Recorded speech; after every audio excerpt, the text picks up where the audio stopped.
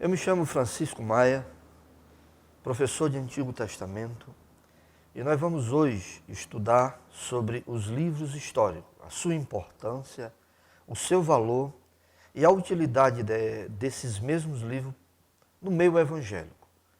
Nós queremos mostrar que dentro desses livros existem princípios eternos, que Deus transmitiu verdades a nós através de histórias vividas, presenciadas por homens comuns, mas que através dessas histórias nós temos lições práticas, lições verdadeiras que edificam vidas e família e até mesmo nações. Que Deus possa abençoar cada um dos alunos e possam entender e compreender a importância do estudo da Bíblia, principalmente do Antigo Testamento. Bem, amados, continuando os livros históricos, nós usamos a Bíblia, chamada Bíblia evangélica, a Bíblia protestante, que ela tem 66 livros. Esses 66 livros nós subdividimos em duas subdivisões, o Antigo Testamento com 39 livros e o Novo Testamento com 27 livros. Por sua vez, essas duas subdivisões, elas se subdividem.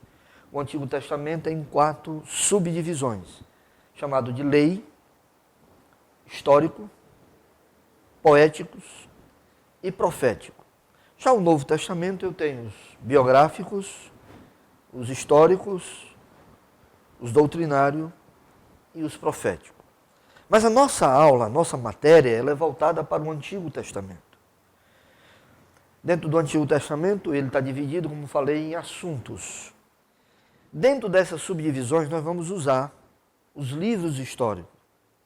Livros históricos são 12 livros que conta a história da nação de Israel. E ele é chamado de o coração do Antigo Testamento. Por que o coração do Antigo Testamento? Porque o livro de Josué, ele é a continuação da história de Deuteronômio.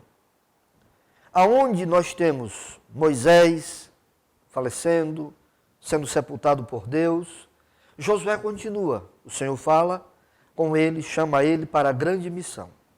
Daí vem a importância e o valor de se entender essa divisão, esses livros. Por quê? Se nós dermos uma olhada no panorama do Antigo Testamento, nós vamos ter os livros chamados poéticos. Se nós pegarmos os livros poéticos, tirando o livro de Jó, que nós não sabemos a autoria, pegando o livro de Salmo, Provérbio, Eclesiastes, Cantares de Salomão, esses 4 livros eles foram compostos, na sua maioria, dentro desse período aqui histórico, dentro dos livros de 1º e 2º Samuel, 1º e 2º Reis. Se nós olharmos para os profetas chamados maiores, essa divisão aqui, esses 5 livros foram escritos, todos eles, nesse período também. Período dos livros de Samuel, de Reis e de Crônica.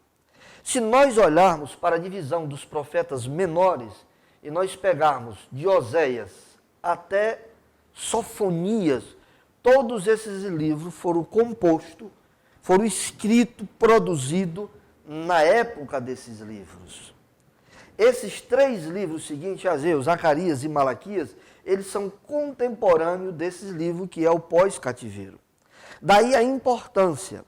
Se eu conseguir entender e compreender a história de Israel, desde a entrada em Canaã, passando pelo período da anarquia, entrando na monarquia, a divisão dos reinos em Reino do Norte e Reino do Sul, e o que aconteceu nos reis que reinaram tanto em Judá como em Israel, Reino do Norte, eu vou ter o contexto dos demais livros.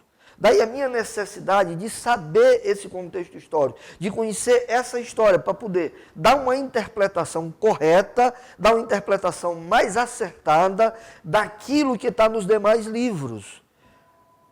A lei ficou para trás. Mas não é só ficar para trás. Nos livros históricos vai ter a cobrança daquilo que Deus estabeleceu na lei, daquilo que Deus disse a Moisés por intermédio das verdades contidas na lei. Esses livros históricos vão mostrar aonde a nação de Israel falhou, aonde a nação de Israel pecou, aonde a nação de Israel foi negligente. E como consequência, advenham os profetas que vão advertir, que vão chamar a nação, que vão repreender a nação. Vai vir o cativeiro babilônico para o reino de Judá, vai vir um cativeiro antes para a nação de Israel, o reino do norte, quando for levado para a Síria. Então daí a importância, em que você possa entender, compreender e fazer um excelente estudo das verdades contidas nos livros históricos. Bem, amados, nós estamos aqui agora para falar de um resumo dos livros históricos. Dá para vocês esse resumo dentro daquilo que a gente acabou de citar. Os livros históricos, eles são o coração do Antigo Testamento. E como tais, ele tem a sua importância. Sem os livros históricos, eu não tenho o contexto dos profetas, dos poéticos. Sem os livros históricos, eu não dá para me perceber quando foi que o profeta profetizou, para quem ele profetizou, o que ele disse e por que ele disse. Sem os livros históricos, eu não vejo a justiça de Deus, eu não vejo a lei de Deus caindo sobre a nação. Josué é o livro da conquista. Aquilo que Moisés, durante 40 anos, fez libertando o povo do Egito, mas ele não conseguiu conquistar Canaã. E incumbiu-se a Josué esse valor, essa importância. Josué conquista, e depois da conquista de Canaã, ele distribui a terra entre as 12 tribos, e vem os livros chamados o livro de Juízes.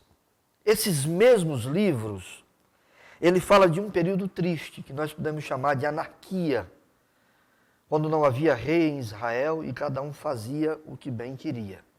Foi um momento negro na história de Israel. Mas eles são bons para nós, para mostrar a necessidade que aquele povo tinha de ter uma liderança centralizada.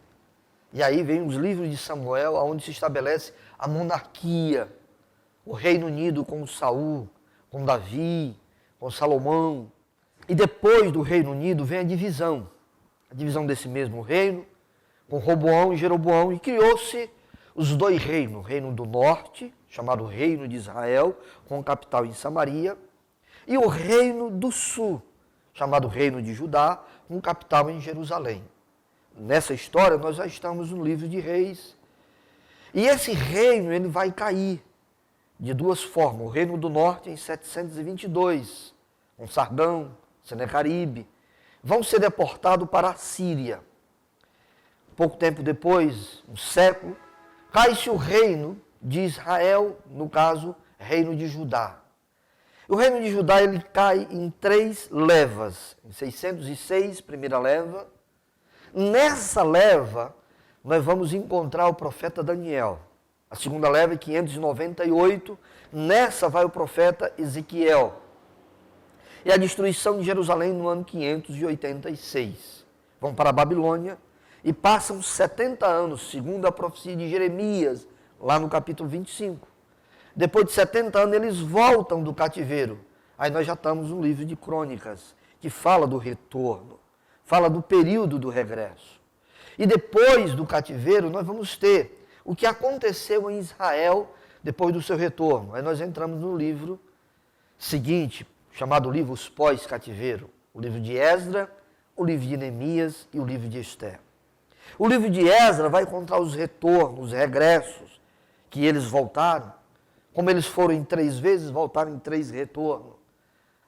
Depois nós temos o livro de Neemias, que é o livro da edificação de Jerusalém. Mostra o que foi feito pela cidade de Jerusalém. E culmina o Antigo Testamento com o livro de Esther. Se os irmãos observaram, teve um livro que eu não citei, chamado Livro de Ruth. Porque eu quero fazer um contraste para você entender. O livro de Ruth é a história de uma gentia que veio viver no meio do povo de Deus. E o livro de Esté é a história de uma judia que foi viver no meio do gentio. Assim nós temos os 12 livros. Sem ele, o Antigo Testamento não é compreendido. Sem eles, você não tem contexto histórico, cultural, social, econômico, moral.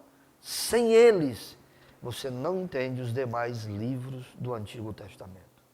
Que Deus os abençoe, que faça um bom proveito e que o Espírito de Deus possa colocar no teu coração a importância de se estudar o Antigo Testamento.